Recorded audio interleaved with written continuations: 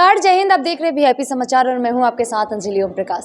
जिस तरीके से लगातार विपक्षी दल का बैठक हो रहा है, उसमें तमाम लोग जो आते हैं, उसी में कुछ लोगों को आमंत्रित नहीं किया जाता है। जैसे एआईएमआई के जो समीकरण है, उनको उस बैठक में नहीं बुलाया गया। इस सब पे क्या लगता है कि महागठबंधन की महाबैठक होती है, उसी में गठबंधन के कुछ लोग जो है वो नहीं शामिल होते? हाँ, देखिए, सबके अपनी अपनी निजी महत्वाकांक्षा है और सारे लोग अपने फ़ायदे के लिए एक हो रहे हैं। इन लोगों को देश से कोई मतलब नहीं है। कोई परिवार के लिए एक हो रहा है, कोई भ्रष्टाचार से बचने के लिए एक हो रहा है, कोई अपने राजनीतिक अस्तित्व को बचाने के लिए एक हो रहा है, तो कोई चाइना के एजेंडे को इस देश में लागू करने के लिए एक हो रहा है। किसको कह रहे थे कि चाइना का एजेंडा क्या मतलब बीजेपी में, जैसे इस वक्त हम बीजेपी में बैठे हुए हैं, क्या लगता है कि भाजपा को तोड़ने के लिए या भाजपा को 2024 में हराने के लिए ये विपक्षी बैठक किया जा रहा है? नहीं, ये इसका जवाब तो वो लोग ज़्यादा बेहतर देंगे कि ये बैठक किस लिए किया जा रहा है। लेकिन ये बात तो बड़ा स्पष्ट है कि देश में दो तरह की विचारधारा चल रही है। एक तरफ देश के प्रधानमंत्री नरेंद्र मोदी अमेरिका में जाकर अमेरिकी संसद में यह चुनौती देते हैं कि भारत विश्व की तीसरी अर्थव्यवस्था जल्द बन जाएगा, और दूसरी तरफ यहाँ के लोग जिनको कोई मतलब नहीं है देश से, वो लोग संविधान की दुहाई देकर और मोदी जी को बदनाम करने के लिए राहुल गांधी अमेरिका में बैठकर और कहते हैं कि संविधान खतरे में है। तो दो विचारधारा के लोग हैं। अब 2024 में देश के लोग तय करेंगे कि उनको कौन सा विचारधारा पसंद है। आप लोग को क्या लगता है, क्या नरेंद्र मोदी 2024 में फिर से पूर्ण बहुमत ला के सत्ता अपनी ला पाएंगी वापस? क्योंकि कहीं ना कहीं विपक्षी पार्टी का ये दावा है कि 2024 में कुछ भी हो जाए, हम मोदी जी को वापस नहीं आने देंगे। जी, फिर से सवाल दोहराइएगा। कहीं ना कहीं विपक्षी पार्टियों का ये दावा किया जा रहा है कि जो 2024 है उसमें नरेंद्र मोदी जी को वापस हम लोग नहीं आने देंगे। इस पे आप क्या? जनता कुछ कर देती है क्या? कोई भारतीय देश की जनता जिसको चाहेगी सत्ता पर लाना, वही आएगा ना सत्ता पे। ये लोग एक दल नहीं, 17 दल नहीं, 27 दल नहीं, 70 दल इकट्ठा हो जाएंगे, उससे क्या फर्क पड़ता है? सर, भाजपा के सवाल की बात करें तो कहीं ना कहीं जिस तरीके से बेटी बचाओ और बेटी पढ़ाओ के नारे दिए हैं मोदी जी ने, क्या लग रहा है कि कितनी प्रतिशत बेटियां जो है वो सुरक्षित हैं? देखिए, ये तो हाल के दिनों में देश में जिस प्रकार से पिछले 9 वर्षों में विभिन्न विभिन्न क्षेत्रों में देश की बेटियों ने प्रदर्शन किया है, उससे पता चलता है कि बेटियों का मनोबल बढ़ा है, बेटियों में बेटियों का मनोबल बढ़ा है सर। तो जिस तरीके से महिला पहलवानों के साथ हो रहा है, वो कहाँ तक सही है सर? देखिए, हर चीज को कि देश के किसी भी एक घटना को पूरे देश से जोड़ लेना यह उचित नहीं है। बृजभूषण शरण सिंह पर अभी तक कार्रवाई क्यों नहीं की गई? ना तो अभी तक मोदी जी का कोई खुलकर बयान इस सामने आया है और ना ही उन पर कोई कार्रवाई हुई है, क्योंकि कहा जाता है जिस पर पोक्सो एक्ट एक बार लग जाए, पहले उसको गिरफ्तार किया जाता है, बाद में छानबीन की जाती है। तो आखिर बृजभूषण शरण सिंह जो है कैसे आज़ाद घूम रहे हैं, और उन महिला पहलवानों को किस तरीके से लात जूतों से मारा गया? वो बेटियां जो देश के लिए गोल्ड मेडल लाती है, स्वर्ण पदक लाती है, उनके साथ ऐसा दुर्व्यवहार, ये कहाँ तक शोभा देता है भाजपा के सांसद को? मैं आपकी परेशानी समझ सकता हूँ। आप खुद एक महिला हैं और आपका जो दर्द है उसको समझा जा सकता है, लेकिन थोड़ा जानकारी दुरुस्त कीजिए। उस महिला पहलवान के चाचा ने खुद यह कहा कि वह जो है वह नाबालिग नहीं है, बालिग है। दूसरी बात है कि सरकार ने न्यायिक कमेटी से उसकी जांच की का आदेश शुरू में दे दिया था और कमेटी के जांच का इंतज़ार की बात कही जा रही थी। लेकिन पहलवान लोग चाहे जहाँ से भी हो, जिस तरीके से हो, लगातार धरना पर बैठे हुए थे।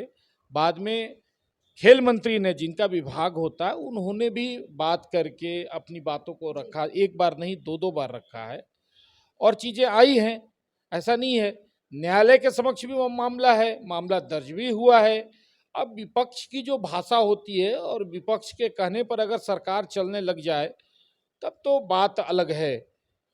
लेकिन सरकार ने इस मामले में पूरी तरीके से निष्पक्षता से काम किया है। देखिए, यहाँ का देश का जो खेल संगठन है वह स्वतंत्र है, उस पर सरकार की बहुत ज़्यादा भूमिका नहीं है। जो कमेटी है, मैं नहीं, ये मैंने कहा क्या अभी? अब आप अपने हिसाब से सोचने लगिएगा तो मैंने ऐसा कहा भी नहीं आपको। नहीं, कोई गुनहगार होगा तो उसको सजा मिलनी चाहिए। ब्रिजभूषण शरण सिंह क्या है? कोई भी व्यक्ति गुनहगार है, लेकिन उसको तय कौन करेगा? विपक्ष करेगा या सत्ता पक्ष करेगा? कानून करेगा ना, कानून करेगा ना। तो कानून के तहत मामला दर्ज हुआ है, जांच कमेटी बैठी है, जांच हो रहा है, इंतजार तो करना पड़ेगा। तो इंतजार करना चाहिए, यही बात कहा भी गया है। नहीं, बहुत समय नहीं हुआ है। हर चीज का देखिए, न्यायिक कमेटी उसकी जांच कर रही है, इसलिए हर चीज के लिए आप पहले दिन से राजनीति करना ये बुरा है। मुझे लगता है पहलवानों को भी समझ में बात आई है। आप जो घटना का जिक्र कर रही हैं यहाँ पर, वह पुरानी घटना हो गई है और आज की तारीख जिस में तरीके से महिलाओं के साथ आजकल हो रहा है, कभी दहेज के लिए मार दिया जा रहा है, कभी बेटी पैदा हो गई ना तो बेटी क्यों है उसके लिए भी उनके माँ को जला दिया जा रहा है। ऐसे मामले खुलकर मीडिया के सामने भी नहीं आते हैं। एक केस ऐसा है जो अभी तक कोई नहीं जानता है, बेटियों को जला दिया जा रहा है, बहुओं को जला दिया जा रहा है। क्या बेटी होना गुनाह है? देखिए, बिल्कुल बेटी होना गुनाह नहीं है। आज की बेटियां, हमारे देश में तो बेटियों का प्रदर्शन इतना अच्छा हो रहा है हर क्षेत्र में। मैं भी एक लड़की हूँ और मैं भी एक महिला हूँ सर, और हम लोग को भी हमारा अधिकार चाहिए, चाहे वो मोदी जी दे चाहे वो नीतीश जी दे। आप लोगों को देखिए, बेटियों को यहाँ समानता का अधिकार मिला हुआ है और समाज में सम्मान भी है और समानता का अधिकार भी है। कुछ जगहों पर दिक्कतें होती है, तो सामाजिक अवेयरनेस जो जागरूकता है, वह जागरूकता से ठीक भी हो रहा है। मोदी जी इसी ओर तो काम कर रहे हैं, इसलिए तो मोदी जी ने बेटी बचाओ बेटी पढ़ाओ का नारा लेकर, सिर्फ नारा नहीं दिया है, इसको उन्होंने अपने पहले एजेंडे में रखा है। और मोदी जी को आप देख रही होंगी कि मोदी जी एक प्रधानमंत्री होते हुए भी हर जगह हर क्षेत्र में बेटियों को कैसे प्रोत्साहित किया जाए, उसका ब्रांडिंग खुद से प्रधानमंत्री जी कर रहे हैं। ये एक बहुत बड़ी बात है जो आज तक कभी किसी ने नहीं किया है। तो समय के साथ साथ समाज में भी परिवर्तन होता है, इसलिए मैंने कहा कि पिछले 9 वर्षों में देश की बेटियां खुद से सुरक्षित महसूस कर रही है, खुद प्रोत्साहित और उत्साहित महसूस कर रही है। सरकारी स्तर पर बेटियों को, चाहे कोई भी क्षेत्र हो, उसमें बेटियों को आगे बढ़ने का बहुत मौका दिया जा रहा है। चलिए, जिस तरीके से आप बात कर रहे हैं सर, कहीं ना कहीं विपक्षी जो पार्टियों का बैठक हो रहा है उससे कोई घबराहट नहीं है बीजेपी में, जैसा आपको देख के लगे? घबराहट तो है, घबराहट है। घबराहट है। किस चीज़ की घबराहट है? घबराहट इसलिए है कि 9 वर्षों में बड़ा मेहनत से इस देश को खड़ा किया गया है। अच्छा। बहुत मेहनत करके खड़ा किया, रात दिन बिना एक दिन का छुट्टी लिए हुए नरेंद्र मोदी जी ने इस देश को 5वीं अर्थव्यवस्था तक पहुंचाया। इस देश को एक एक देशवासियों का जो सम्मान है, वह सम्मान विदेशों में जो बढ़ा है, देश का सम्मान जो दूसरे देशों में बढ़ा है, उसको महसूस किया जा सकता है। आज उन लोगों से आप बात कीजिए जो विदेशों में रहते हैं। 9 साल पहले मैं आ रहा हूँ, पहले थोड़ा सा बता। उन लोगों से पूछिए जो लोग देश से बाहर रहते हैं कि उनका इज्जत प्रतिष्ठा कितना बढ़ा है भारतवासियों का। घबराहट इस बात का है कि फिर कहीं हमारा देश का यह जो इज्जत प्रतिष्ठा, इसको ये लोग, जो कुछ लोग बैठकर इसको लोगों को भ्रमित करने की कोशिश कर रहे हैं, लोगों को झूठ और सच बताने की जरूरत कोशिश कर रहे हैं, जो लोग आज रामचरितमानस के बारे में उल्टा पुल्टा कह के हिंदू और मुसलमान और जाति और पाति के नाम पर समाज को बांटने की कोशिश कर रहे हैं, वह कहीं अपने मकसद में सफल ना हो जाए। इसीलिए इस बात की घबराहट है और इसीलिए इस बात की चिंता है कि हमको, जिस तरह से नरेंद्र मोदी जी ने अमेरिकी संसद में कहा कि हम भारत को अब तीसरी अर्थव्यवस्था बनाएंगे, तो तीसरी अर्थव्यवस्था, 5वीं अर्थव्यवस्था नरेंद्र मोदी जी ने भारत, इस देशवासियों के सहयोग से बनाया 2014 और 2019 में।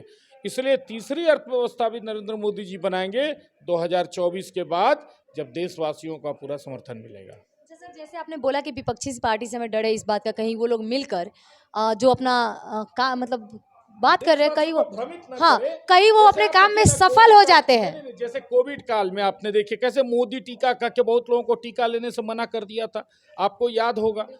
तो जैसे कि आपने बोला कि अगर वो 2024 में सफल हो जाते हैं, तो क्या लग रहा है कि 2024 में उनकी जो ये सत्ता है वो आएगी? सफल हो ही नहीं सकते ना, सफल इसलिए नहीं हो सकते, देखिए चिंता है, घबराहट है, परेशानी नहीं है। इसलिए ऐसा इसीलिए है कि 2014 के पहले का हालात देशवासियों ने भूला नहीं है किस तरह से प्रत्येक दिन सीरियल बम धमाके होते थे, आतंकवाद का कैसा खतरा था, नक्सलवाद का कैसा खतरा था, रात में चलना मुश्किल था, और भ्रष्टाचार, कोई ऐसा दिन नहीं होता था जिस दिन की भ्रष्टाचार नहीं होता था।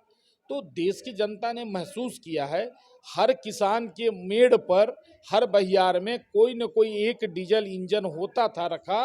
हर किसान को एक फसल उपजाने में 2000-3000 रुपए का डीजल लगाना पड़ता था अपने घर से, तब पैदावार होती थी। आज किसान बिना डीजल लगाए हुए बिजली हर किसानों को उपलब्ध है, आज पैदावार हो रहा है। आज ग्रामीण क्षेत्रों में जाके देखिए, घर घर बिजली बनी है। 9 वर्षों में इस देश की दशा और दिशा बदली है।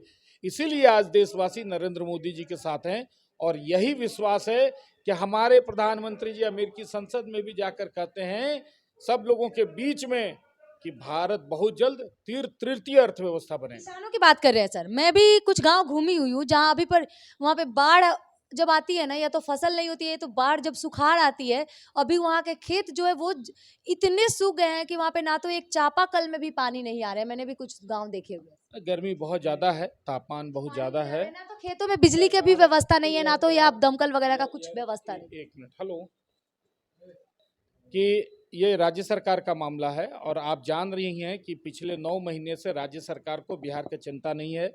एक व्यक्ति हैं जो प्रधानमंत्री बनने की जुगत में लगे हैं, और दूसरे व्यक्ति हैं जो मुख्यमंत्री बनने की जुगत में लगे हैं। इसलिए सारा विभाग आप देख लीजिए अस्त व्यस्त है। उस दिन भागलपुर के पास का पुल टूटा, आज आप देखिए कि एक पुल फिर जो है 1 मीटर धंस गया है। तो ये बड़ा दुर्भाग्य है बिहार का। सब लोग देखिए कहाँ किस रूप में लोग जुटे पड़े हैं, तो बिहार की चिंता किसी को नहीं है। इसलिए ये सारी तैयारियां, वर्षा के पहले, बाढ़ के पहले बाढ़ से बचने की तैयारी, गर्मी के पहले प्यास बुझाने की तैयारी, ये सब 3 महीने पहले विभाग की बैठक करके तय किया जाता है और कमियों को दूर किया जाता है। लेकिन बिहार में तो 9 महीने से जो है सरकार मस्त है, पदाधिकारी भ्रष्ट है, और जांच, मतलब स्थिति बहुत खराब है। आप खुद उसको महसूस कर सकते हैं। आप सुन रहे थे बीजेपी के प्रवक्ता हमारे साथ बने हुए थे, बात करते हुए साफ तौर पे कहते हुए नजर आए कि उनको घबराहट है थोड़ी सी, कहीं जो लोग साजिश कर रहे हैं वो साजिश में अपने सफल ना हो जाए। अब ये किस तरीके से कह रहे हैं, आप वीडियो देखेंगे सुनेंगे तो आपको समझ आ जाएगा। हालांकि हम महिला है और हम महिलाओं पे बात करते हुए नजर आए, तो मुझे महिलाओं के लिए उनका बराबर का हक चाहिए, क्योंकि अगर हम बेटी है तो ये हमारी गुनाह नहीं है, हमारा हक है, हमारा सम्मान है कि हम बेटियां हैं।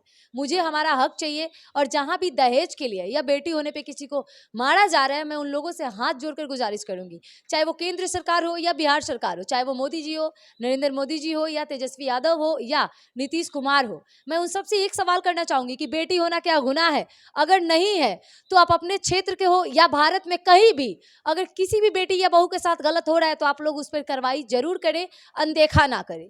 नहीं तो यही महिलाएं हैं जो अपने आप पे जब आएंगी तो हर किसी के लिए मुसीबत बन जाएगा। बहुत बहुत धन्यवाद। आप देख रहे हैं VIP समाचार और मैं हूं आपके साथ अंजलि ओम प्रकाश।